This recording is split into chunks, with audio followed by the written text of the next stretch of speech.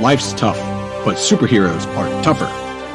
A podcast about real-life superheroes in the entertainment industry with your host, Stephen Shamus. This episode is brought to you by the Podcast Services Division at Life's Tough Media. Having your own podcast allows you to creatively reach all types of audiences, from clients to prospects, to your most loyal membership base. And by utilizing studio affiliates located around the world, coupled with quality remote recording capabilities, Life's Tough Media makes having a corporate podcast easier than ever before. Contact us for a no-obligation consultation at info@lifestuff.com or visit lifestuff.com to learn more. All right, welcome back, everybody. Today we have an old buddy of mine. He's not old, he's just an old buddy of mine. I appreciate the distinction. Yes, thank you. It's Zach Nadler, who is the CEO of Vayner Speakers. Zach and I go way back. Fascinating story, great career, interesting career. So Zach, why don't you tell us a little bit about your history, how we met and how you got to where you are now? Yeah, I was actually thinking about it. I don't remember exactly what year it was that we first spoke. It was probably 2011, maybe 2012, in that range. It was the guy from Man of Steel, Michael Shannon. Yeah, Michael Shannon. So whenever that movie came out, it was that August. 13, I think, 2013. Okay. Yeah. So with numbers. Yeah, my former life. So I started this company, Vayner Speakers, in 2018. But in 2018, I also left my last job, which was being an agent at CAA, Creative Artists Agency. So Stephen and I first got connected because when I started at CAA, it was a much different place in 2009 when I started there. But back then, and this was kind of, before the Marvel, the DC craze of all these movies that have come up, no one was doing Comic-Cons, was booking Comic-Cons for any of our clients. And so Stephen used to call me all the time. And unlike most of the other people who were calling me, I could actually have a conversation with Stephen. So we would always talk, and he was relentless, but in the best possible way and respectful in that, like, hey, let's see, is there something we can do? Is there some client you have? Is there someone we can get together? And Michael Shannon was the very first one. I think, and then Lauren Cohen from The Walking Dead. And then from there, it was, 100, 200 bookings after that. We had quite a run. But so in addition to my day job of being a speaking agent, booking speakers across the world for corporate events, I also built this Comic-Con business inside CAA with a very special help of Stephen Shamus. And right. That's kind of where I come here today. and I will say you have some impressive photos with, like, the president, the current president. He was the vice president at the time. So you've done some fun stuff even outside of the sort of Comic-Con world. Yeah. So, I spent my time at CAA. I mean, previous to that, I was booking Olympians. So in 2008, I had 14 Olympians in Beijing. Wow. I think they won something like 22, 23 gold medals. And I parlayed that into, a 9-year career at CAA. And I was working with everyone from, like named him, President Biden when he was, right after he left office. I've been working with entrepreneurs and actors and actresses who have won, all sorts of awards, musicians, chefs, video game creators and authors, you name it. If they're connected to entertainment, I've worked with them at some point. Right. So Zach's had this varied career, a lot of superhero stuff that we've done together over the years. Michael Shannon, of course, played Zod. Alex. Oh, yeah. Yes. Right. Yeah. The main character. I wish we had seen him again in the Justice League. I think there's like a flashback. Yeah. I think you get like a smidgen of a little bit, but no. He's such a great actor. He should have had his own Zod movie. I've been saying spinoff movie, Zod movie for years, but that's just me. I think we could dive deep in his character from Groundhog's Day. That's perfect. Perfect cameo in that movie. You just dive deep there. By the way, he was nominated for 2 Oscars. By the way, he's a great actor. He won an Oscar. One of the best.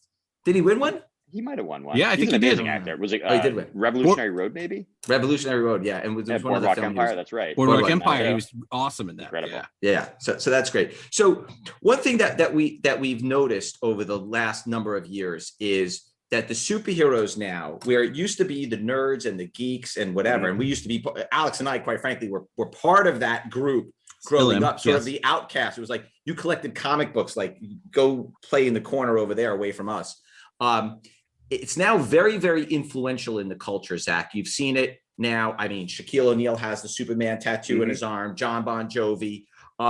When you look at superheroes and the influence on culture, films, television, sports, music, how do you see that reflected in some of the people that you're working with in your life, and what you're noticing around the culture of superheroes as it relates to all these other things that are going on in society? Yeah, I mean, it's changed pop culture, right? Pop culture is not what it was 10, 15 years ago because of superhero movies, right? And I say movies specifically, but TV shows, and even the comic book industry has completely changed as well. And I think that, the impact it's had, because I think there were, as you call them, nerds, geeks, whatever you want to say, people who love this stuff, they may have been hiding out, but then social media, you put that together and all of a sudden, you may be hiding out in your basement and Alex is hiding out in his, but now you guys can be in your basements together. Yeah. So social media connected the dots between all of this whole community that was, I guess, once a subculture, but because it had such a fervent audience, once you put something like movies and you put hundreds of millions of dollars of budget behind a production, it just opens the door. And then you get, average people who, maybe they're not into comic books, right? Like I didn't collect comic books growing up, but I've seen every Marvel movie. So you kind of dive into it. And I think it just opens it up for the masses. And I don't know that anyone could have predicted it was going to be like this. I feel like I heard a podcast recently. They mentioned that Marvel tried selling the rights to their entire library to Fox for $50 million. Yeah. That's No. absurd. Right? They're like, no, we'll do X-Men, I guess. I guess we'll try them out. Yeah. Whoops. Yeah. What a ridiculous, that's like Blockbuster turning down buying Netflix, whatever the number was Right. back then. Right. It's just another one of these things, right? I mean, hindsight's 2020. No one knew it was going to be like this. But I think there probably were signs, if you're really looking deep, that this was probably on the horizon. You see the success of some of the X-Men animated TV show and some of these things, and you combine that with nostalgia factor, right? All these things are coming back from the 80s. It's the whole world is cyclical. The collecting is cyclical. So it makes sense that if you put the money behind it, people are going to want to watch it. And if you put the right creators behind it, who I've always wanted to kind of create this stuff, it's pretty cool to see how it's turned out. I don't think anyone saw it coming. Yeah, I mean, obviously you work for Gary, and he's always posting his sports card collections and stuff like that on Instagram. And I know that he's probably friendly with Ken Golden at Golden Auctions. And even one thing that Ken mentioned recently is that they're going to be moving into comic books. Makes sense. I'm sure Gary collected this stuff when he was a kid. Heritage Auctions is very large in that comic book space. Alex and I do our weekly podcast. The prices are skyrocketing. Really, it's kind of gone under the radar because of the prices, the way they've skyrocketed in the sports world. It's kind of gone under the radar that the comic books have seen that same kind of driving motion. Is that something that you've seen with the people around yourself as well at Vayner Speakers, or some of the people that you're interacting with? Well, I mean, I think I'm a little separated from the industry now. I mean, I see obviously the sports card stuff from Gary and the collector's world, right? Like he's collected, wrestling action figures, and obviously there's some cross contamination here, if you will, between all of these different worlds. But we see it, and I think it's fascinating to watch from afar. But it's also interesting. I mean, you and I, even I guess this is even pre-pandemic. You and I were talking about getting Gary to a Comic-Con, right? That's not a normal thing that I think we would have had a conversation about 5 years ago. But the worlds are kind of colliding in a way that allows for, normal business and, cultural elements to kind of combine, right? I think you see this in Silicon Valley is a great example, and probably a lot of the nerds we were talking about, those guys are probably running companies in Silicon Valley. And so they all of a sudden have this money and they're buying up comics left and right. That's just how it goes. Yeah. I think when money floods in, all of a sudden the doors are wide open. Yeah, we've noticed that the nostalgia, especially when you look at the values on 80s stuff in comparison to some of the 70s, 60s, and 50s, it's that age group, right? That's now grown up. They might be crypto millionaires. They might have successful companies. They might have successful careers, and they want to buy the stuff that they remember from a kid when they were kids. And Alex and I talk about this all the time on the podcast, is some of these pop reports from the 1980s and 1990s are not small at all. No. But yet the prices are crazy compared to stuff that might be vintage with very low pop. That it's not. It's like, how do you compare, a 1980s Jordan card that has thousands in the pop versus 1960s cards that has very low pop? Well, and I think too, I grew up collecting baseball cards, right? I was probably at a bad age because I started collecting when it was a bad thing to collect, and then it phased out, right? But there's a buddy of mine from CAA that I was friendly with, who I remember bringing him to New York Comic Con one year, and this was probably 2015 or so. So before this whole sports card craze really kicked up, and he wanted to come because he'd never been. So I bring him there, and he's walking around, and he's going, "Oh, I didn't realize they did trading cards here." And there was like a Topps booth, And he had a son, now he's got 2 kids, and his son must have been 2 years old, 3 years old. He's like, I'm trying to buy stuff for him. And it's like, because he did it, right? He's now a dad, and it's passing that thing on. And I think it's, you know, a lot of us, like Stephen, I know your family, this was your family business, was this world. And that's why you're into it, right? If your family business was car washes, you probably wouldn't be into this quite as much. Alex, I don't know your background. That would be a very interesting convention, the car wash convention. But that goes back to the speaking world. I mean, Alex worked at Midtown Comics. Yeah, I've been in it. My dad, I think I was a baseball card collector, and then the baseball card shop tried to get into comic books and nobody would buy them. So he just give them to me for free. And then my dad was like, oh, you like comics? Let's go to this hotel show. And then it was all downhill from there. So, right. Yeah. That's how it goes, right? You pass it down. That's it. So on the topics of superheroes, I always think it's interesting, and it's sort of a reflection of your values. It's sort of a reflection of you and how you look at yourself.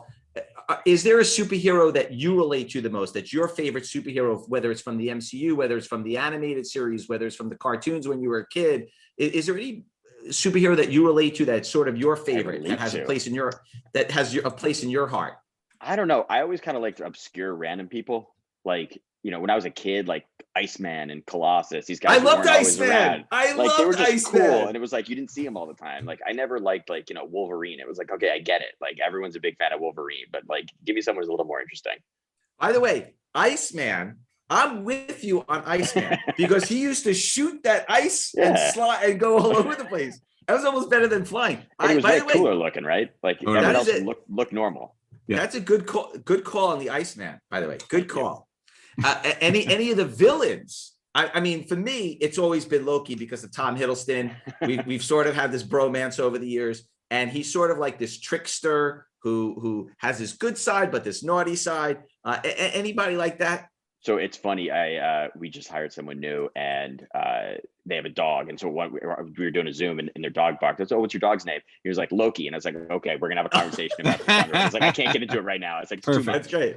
Write a note down. Okay, talk to them about Loki. Yeah, exactly. So is there a villain that you kind of see from superhero world? I mean, I feel like I was thinking about this because this is a good question. I actually wrote a paper in college about Kaiser Soze. Whoa. The Suspects. And I would say, like, that's a good good God, coolest, what a great like, character. you didn't really know who he was, and he was super mysterious, and also the most like scary dude just from the stories. So like those guys, that kind of thing, kind of, you know, I loved, even though I know it's not a superhero, but you know, that guy was pretty elemental. The brain power, right? Because like he's evil, but he's so smart that makes that evilness that much higher. Yeah, that movie was fantastic. That movie was great. Movie was great. So you kind of started we started working on the Comic Cons together in 2013 with Man of Steel. Back then, Facebook, Instagram, and I always talk about the infancy of it. It kind of started with Instagram and Facebook, and kind of Matt Smith in 2013. Then Chris Evans, you had him at an event in 2014. We won't talk about that event. We'll only talk about the ones that he came to for us. I'm still a little bitter about that. It's okay. So then, you know, then it kind of just exploded, right? It kind of took off. And I always tell people there was a Facebook, Instagram element that kind of took over. Whereas if you met Derek Jeter in the street, you'd have him sign a baseball, you'd be like, oh, he signed my baseball. That's cool. And then it became the photo op. And the second you could take your photo and upload it to Facebook and Instagram, that changed everything, because up to then we were doing photo ops in 2008, 2009. And you would take a picture like with a camera, and you'd have to come back like a couple of hours later, and you would pick up your photo, and you might sell 10 or 15 or 20 of them. Like that was photo ops. Right. And then you got to a point in 2013 where all of a sudden these big stars came out, and we were doing thousands. Humble brag. Yeah. Thousands of photo ops. The spreadsheets. Right. The spreadsheets, right. So what evolution have you seen in the superhero world? We used to talk about this all the time, right? Like you and I had some great conversations around this over the years. So if you go way back in my career started out right as I was ending college. I used to run operations for a now defunct golf tour, right? It was a celebrity golf tour, right? So you'd have 60 celebrities. These are, you know, all-star baseball players and Pro Bowl football players. You had some actors and comedians, and you had 60 celebrities come out. They play with some sponsors on the golf course.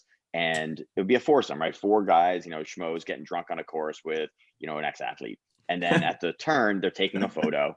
And then the celebrity signs it and they get it framed, it goes up in everyone's office, right? We're talking about 40, 50, 60-year-old guys who play golf, right? We're not talking about the Comic-Con crowd. But the more you and I talk, we kind of figured out it's the exact same thing. It's just a different audience, but it's the same idea. You want to have that memento. You want to have you want to have something that lasts of a memory, right? You want to be able to remember that cool experience, be able to show your friends, show your kids. Now, I don't understand the people who come and get the photo every time. That I think, is a special breed, and God bless them, because there certainly were a lot of those people. But I think, to each their own, and I don't fault anyone for it, because I think, we all have our special things, right? Stephen, I know you always got your mom signed baseballs, right? That was a special thing for you guys. It's more valuable to you than it is to anyone else, those baseballs, right? Chris Evans on a baseball. I mean, he's a Red Sox fan, so I'm cool with it, but like that's kind of a unique thing. And I think I look at it the same way, right? I think it's more about just like that memento, that thing you can keep, that memory that you can share with people. And you're right, Facebook, Instagram, once you could start sharing it with people, I think that probably changed the game entirely. It became a bragging rights thing, right? It was like, oh, I got Mm-hmm. I got a picture with Chris Evans, and now all of your friends were jealous. And I don't know how many times I've met somebody and they're like, "Oh, what did you do?" I was like, "Oh, I work for a Comic-Con." I was like, "Oh, have you got any pictures with anybody famous?" I'm like, "Well, and actually, if you see these, if you go to the album on my Facebook page, yeah." Well, and it used to be something that wasn't so common, right? So like when you're talking about when it kind of changed, all of a sudden it was like, you got a picture with Chris Evans. Like, I don't understand. Like that, I don't understand what you're talking about. Like, you bought a photo op? Like, it wasn't a thing. It wasn't like a commodity the way it is now. And it became, it was bragging rights, because you don't know, is he ever coming back? Right? Is this going to be the last time? And listen, it became a scarcity. Yeah, absolutely. And Chris does about one show a year, and we tell people, listen, like, you got to get it, right? And then look at the pandemic, shut everything down, and now people are upset that they missed out on this or they missed out on that. I can't tell you how many people are posting. We announced Paul Bettany and Lizzie Olsen for a private signing, and then everyone's like, oh, I was supposed to meet them at this show, or I wanted to go to that show and I missed it, and I thought I was going to catch them at the next one. And you and I were always like, listen, these are not like the regular run-of-the-mill people. These are like big time Hollywood Things change stars. fast. Very fast. And even before the pandemic, I would never have recommended somebody wait until the next show. Right. That's always a mistake. Well, you and I would always have conversations about deals where we're like, let's book them for 4 or 5 shows. Be like, how are we going to do that? Like, the realities of doing that. Like, we're getting them for 1. That's a success. I know. That's it. Not You letting take it torch in the mouth. That's true. You just got to take it when you can take it. So obviously we've been touching on superheroes a lot, and I do think that we live in a world, where there are superheroes all around us.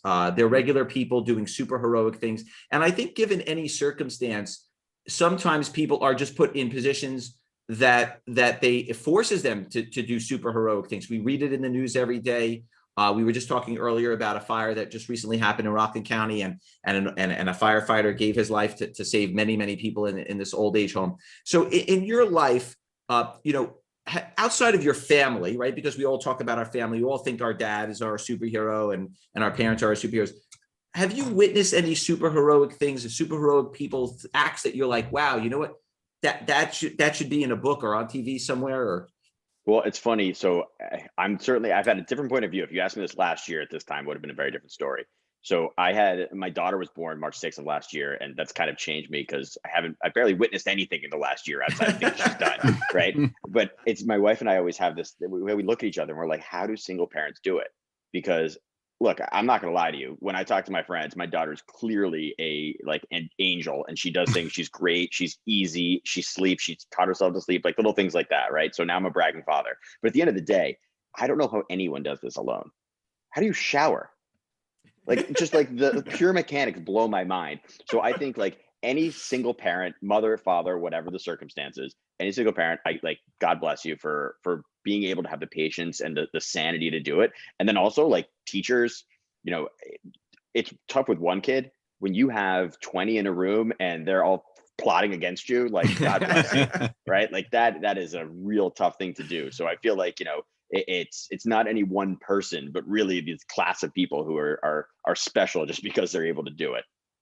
Oh, that's great. Look, that's it. I like that answer. It's a very clever answer. Yep. It's very, very good. So Zach, before we wrap up here, is there anything else that you're working on? Anything else that's cool, funny, any other superhero stories you want to share with us? Well, I feel like we're one area where we're starting to see some stuff that cross between the stuff I do. So, as a speaking agent, I'm booking clients, for corporate events, now virtual corporate events. And what we started to see, which I know you and I have talked about briefly, is that the world of NFTs, right? These non-fungible tokens are they're Huge. starting to creep into our world. And, part of that is because, my partner, my client, Gary Vaynerchuk, has been, nonstop talking about it the last, I don't think since January, he started talking about it. But what's funny is now we're hearing about it from events. They're like, we want to do something around NFTs with an event. And we saw it coming, right? It was only a matter of time, but it's really going to be interesting to see how that changes things. So we're not necessarily working on like an NFT for our clients or anything like that. But I think, we joked at the beginning of the pandemic that suddenly we went from being speaking agents to like TV agents, right? We're negotiating broadcast deals because every event now is being broadcast to the masses. So the world of NFTs just kind of changes that a little bit. And so I have no idea where it's going to go, but I'm excited because it's fun and it's different. Yeah, in our world, Alex, remember the guy sold, one of the artists sold a Wonder Woman piece of art, right? Right. Yeah. Yeah. That was like a couple or... of big guys. Boss Logic's doing it. Matt Kint's doing his own comic book. It's creeping in everywhere. It's not going away. Yeah. It is creeping into the superhero world. Yeah, DC did send, and the funny part is DC sent out a cease and desist letter to all, not a cease and desist letter. They sent out a notice to all of their artists that they should not be posting any NFTs for sale using their characters, their licensed art, because technically speaking, if I draw an original piece, I can always draw a one-off piece without violating any marks or anything like that. And they sent out a notice that, that you can't do that. And then somebody made an NFT of the notice. Yeah. and then that sold too. It's the Wild West right now, man. It's the Wild West. And who's going to police this stuff, right? So if you put up an NFT and I buy it and then DC says, no, that's ours. Well, I just bought that. Right. So I feel like there's going to be, and like with blockchain, you're going to be able to track the sale of these things. It's going to be really interesting to see how it plays out. And we're in the infancy. It's going to get real messy. The prices are going to come down like crazy, and then wait 10 years. I mean, look at baseball cards. 10 years ago, you could have bought everything for, next to nothing. And now look at it. So it's going to be fascinating to watch. But I feel like because it's real people, if you're putting a photo, if it's a digital good, it's interesting to see what people will pay for it. Right. That'd be great. Well, Zach, thank you for joining us today.